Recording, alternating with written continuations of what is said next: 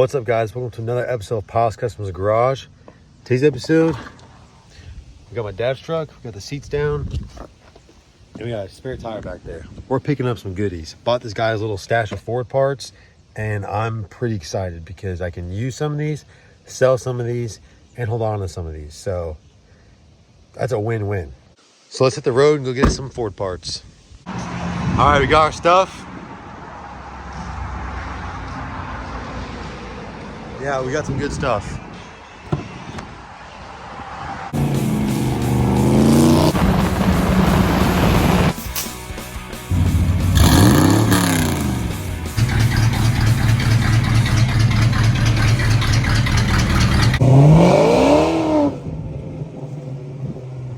we're back at the shop from our little excursion. We got all the parts from the haul. I do want to show y'all very, very bad, but I'm gonna get everything kind of moved into the garage because it's a little windy outside. My mic broke, and I've been sneezing a lot because there's something in the air. So I'd rather be in shelter. That way I'm a little bit not as sneezy McGee. But we got a lot of stuff to unload.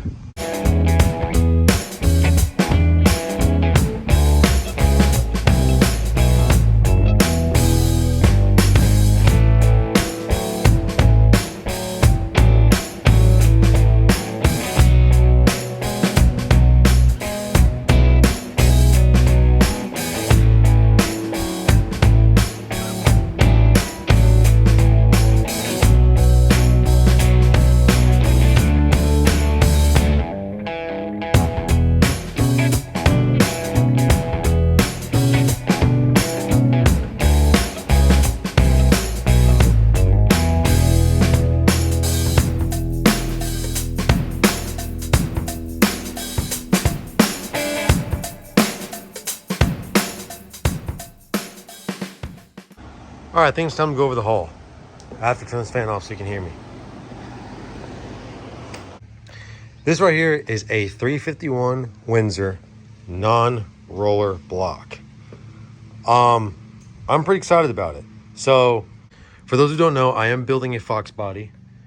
It is in the back burner. You can see the little window right back there behind the shop.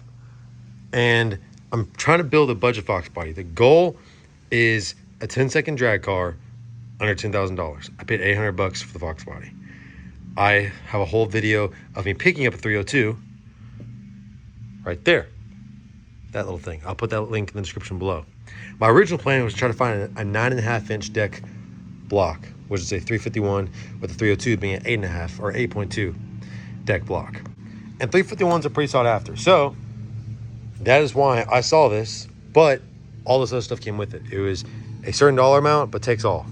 Which in this video, I'm gonna kind of show y'all what to look for when buying motors and if this block is savable and if we can do this on a budget build kind of basis. Because this 302 over here, that 351 looks times 10 better than this 351, or than this 302. This 302 is junky, like absolute trashed. I mean, you can take it to the machine shop and it'll, they'll be able to fix it up, but it's pretty gross.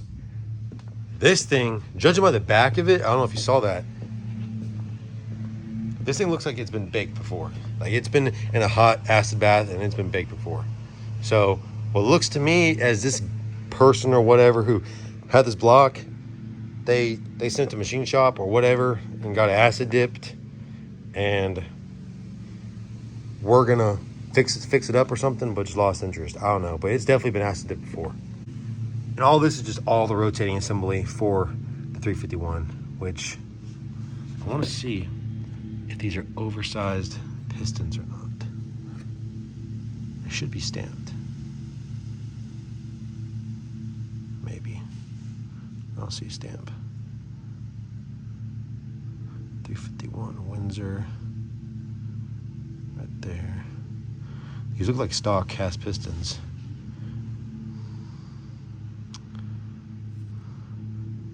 I don't see a stamp. See a little nicks right there.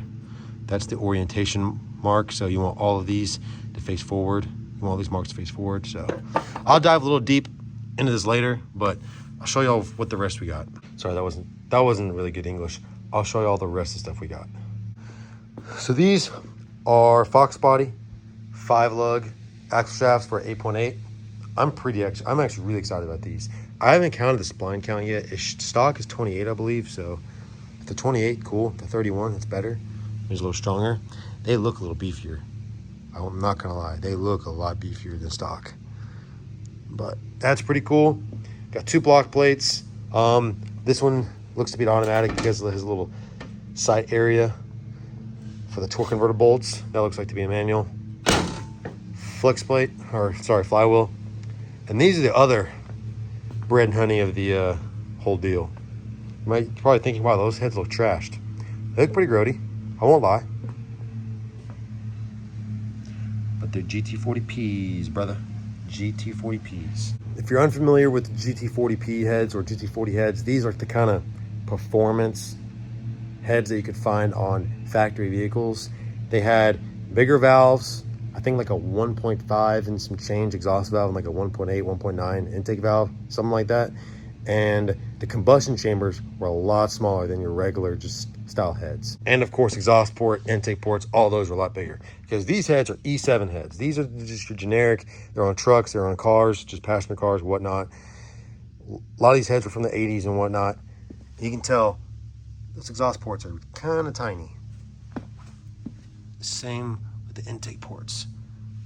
So these have like a high, I think I want to say it's like a mid 60 to high 60 combustion chamber CC size, which more than likely those right there connected to the Foxbody lower intake manifold, those are probably E7 heads. Now I think about it, I haven't really dug deep in those. I thought those were GT40s, but they weren't. So I only got 1 pair. I thought I got 2 pairs, but it is what it is. I'm just glad I got 1. These have like a 59 to 62 cc combustion chamber, which is pretty good. You can get some pretty good compression. I mean, a lot of Foxbody people, they will get these off of a Lightning. They came off the OBS Lightning. They came off the SN95, 94, 95 Cobra Mustang. They were on like Mercury Mountaineers, Ford Explorers. So whenever you hear somebody say the Ford Explorer heads, these are what they're talking about. Sorry if it gets windy. I'll just walk out of here to show y'all.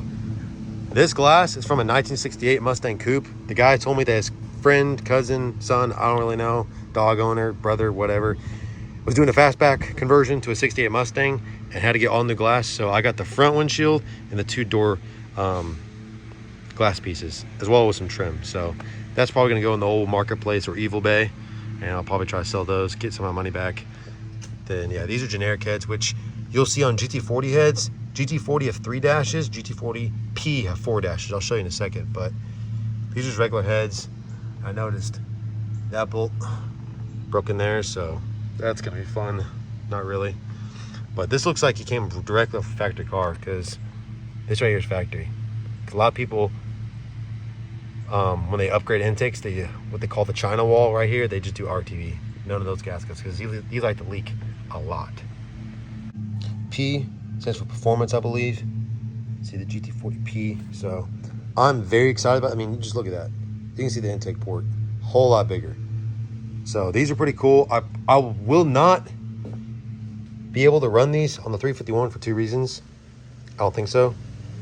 These holes look like 7/16 holes, because the 351 had a 1/2-inch bolt and the 302 had a 7/16 bolt. So I'd have to drill these out for 1/2-inch bolts, which kind of sucks. But and plus they really, the forums and old school guys, they recommend not doing GT40P heads for 351 builds. So judging by the title of this video, probably clicked on it because I probably made a video title something along the lines like I bought the cheapest 351, which is probably what I'm going to do. So let me tell you how much I paid for all this. I paid $500 for everything. I did not, try to cut a deal with the guy. The guy listed for $500. I messaged him on Monday, and today's Thursday. I picked it up last night. So there are deals out there. Deals are not impossible to find. You just got to search. You just got to play your cards right. You got to show that you're actually interested, because a lot of people on Facebook, whenever you message them, they may not think you're interested, because there's so many people that do message them and they're not interested. About to go on a lunch break, but I'm explaining all this before I go on lunch break. They wanted to get off lunch break. We'll do measuring and all that.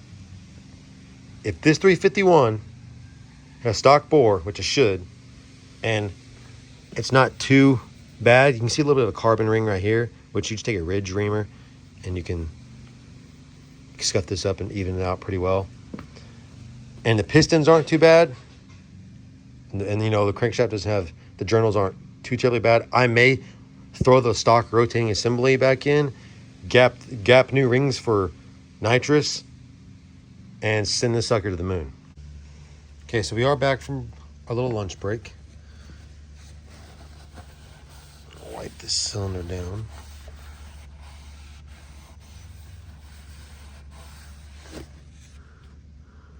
I don't know if you can kind of see right there, but there is no cross hatching whatsoever. Absolutely none. I mean, it is mirror. Come on, focus, please. Bunch of vertical lines, which isn't too concerning, but it's one of those things where I rather just take it to a machine shop, sing all this, because it's cheap insurance. I mean, our machine shop probably to clean it up or whatnot, has to dip it again. New cam bearings, freeze plugs, probably about $400, which isn't too terribly bad, but it's just things like that you kind of just want to be good. I'd rather not take the risk. Well, let's camera focus. Kind of seeing here. Bunch of just vertical lines. Very mirror glazed, which is not what you want. You want a lot of cross hatching. So, yeah, that's that. Kind of stinks. Got the dial caliper here. Ignore the digital side. It doesn't really work, but that is. Probably need to go in a little more. It's hard to do this with one hand. Let me put it on stand. All right. Come on. Right in the center. You need to use telescope gauges. Telescope bore gauges, then a micrometer, but this will do for now. It's right at 4. It's pretty good. Means it's stock bore. And like I said, I didn't think it was aftermarket just because I didn't see the markings on these pistons. But when it comes to pistons, I'm going to take off some of these rings. It's old. If I can. Probably going to have to use my hands. Like that. One off. Like I said, you don't ever really want to use these, reuse these. I would always upgrade them to new ones. Cheap insurance. Okay, come on. This one's been difficult.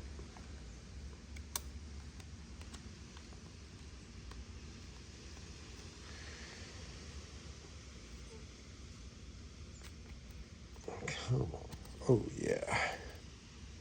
These pistons definitely need a good cleaning. But the skirt right here,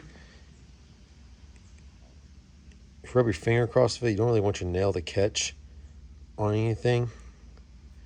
There's a couple deep scratches. I can't remember, is this one or another one, but there's some deep scratches. Which means more than likely this block is pretty, well, those pistons are probably not going to use, which kind of sucks, but it is what it is. I'd rather feel better knowing I can put some other new pistons and rods in here with fresh cylinders and whatnot. But overall, still, I'm not disappointed in my purchase. And I count all the splines on here.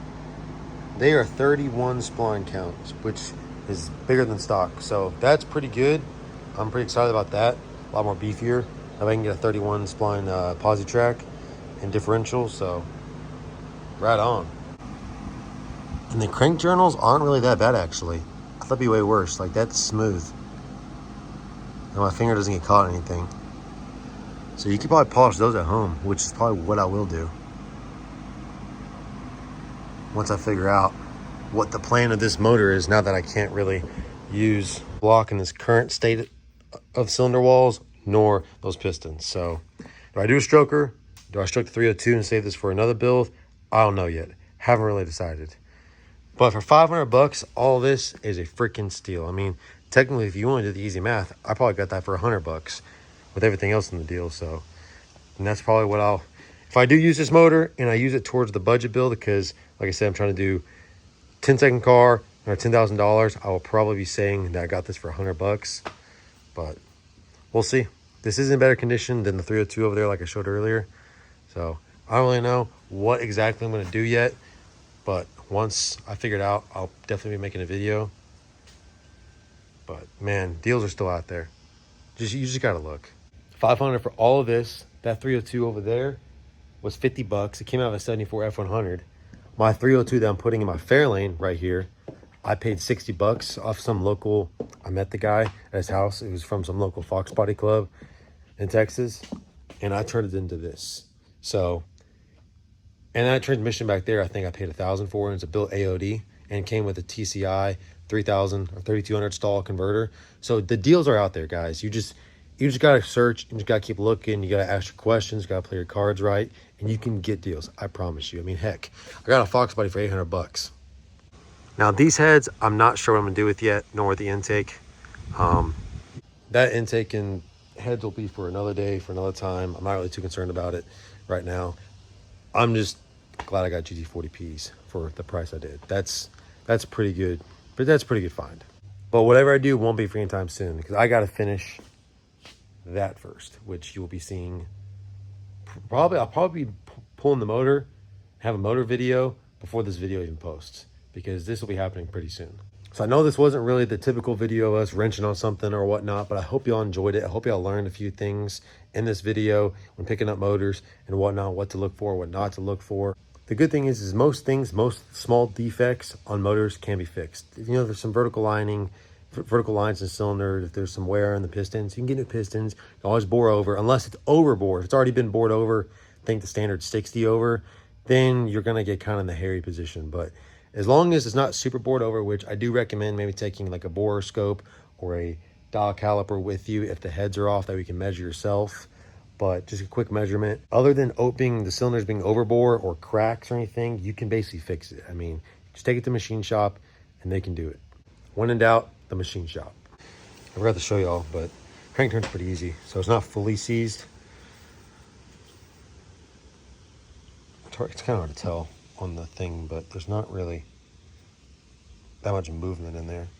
So it doesn't seem like a thrust bearing was too bad. Like I said, it's kind of hard to tell that once it's kind of connected to a chain. That's going to wrap up today's video, guys. Hope y'all enjoyed it. Hope y'all liked the new pickup. It's going to go in something, I promise you. I don't know what yet. Maybe this is just an excuse to buy another project car. But thank you so much for watching. I hope you see you in the next video. If you like the content, make sure to leave a like, comment, subscribe, tell your friends about the channel, and I hope to see you in the next one. Peace out.